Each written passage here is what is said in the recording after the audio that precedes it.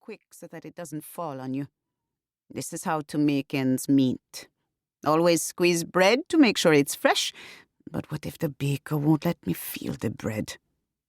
You mean to say that after all you are really going to be the kind of woman who the baker won't let near the bread? In the night. In the night. Way into the middle of the night. When the night isn't divided like a sweet drink into little sips. When there is no just before midnight, midnight or just after midnight.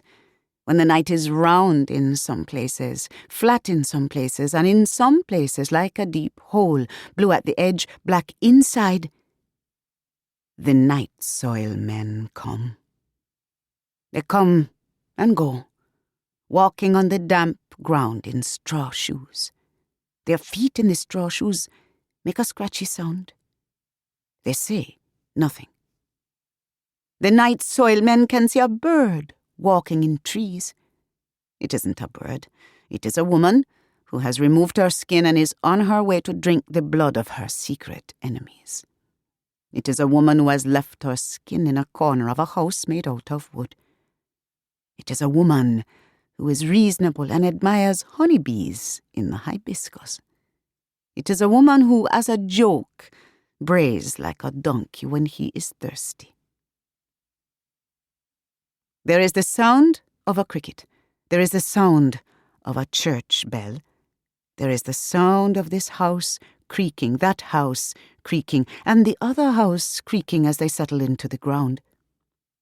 There is the sound of a radio in the distance, a fisherman listening to merengue music. There is the sound of a man groaning in his sleep. There is the sound of a woman disgusted at the man groaning.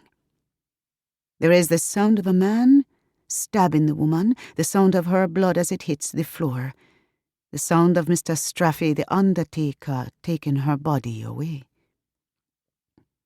There is the sound of her spirit back from the dead, looking at the man who used to groan. He is running a fever forever. There is the sound of a woman writing a letter. There is the sound of her pen nib on the white writing paper. There is the sound of the kerosene lamp dimming. There is the sound of her head aching. The rain falls on the tin roofs, on the leaves in the trees, on the stones in the yard, on sand on the ground. The night is wet in some places, warm in some places. There is Mr. Gichard, standing under a cedar tree which is in full bloom, wearing that nice white suit, which is as fresh as the day he was buried in it. The white suit came from England in a brown package. To Mr. John Gichard, and so on and so on.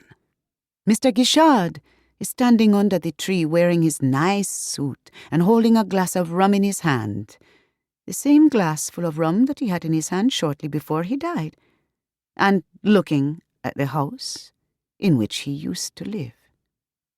The people who now live in the house walk through the door backward when they see Mr. Gichard standing under the tree, wearing his nice white suit. Mr. Gichard misses his accordion. You can tell by the way he keeps tapping his foot. In my dream, I can hear a baby being born. I can see its face, a pointy little face so nice. I can see its hands so nice again. Its eyes are closed. It's breathing, the little baby. It's breathing. It's bleating, the little baby.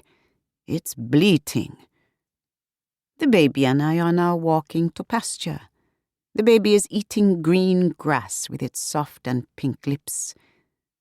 My mother is shaking me by the shoulders. My mother says, "Little miss, little miss." I say to my mother, "But it's still night." My mother says, "Yes, but you have wet your bed again." And my mother, who is still young and still beautiful and still has pink lips, removes my wet nightgown, removes my wet sheets from my bed. My mother can change everything. In my dream, I am in the night. What are the lights in the mountains? The lights.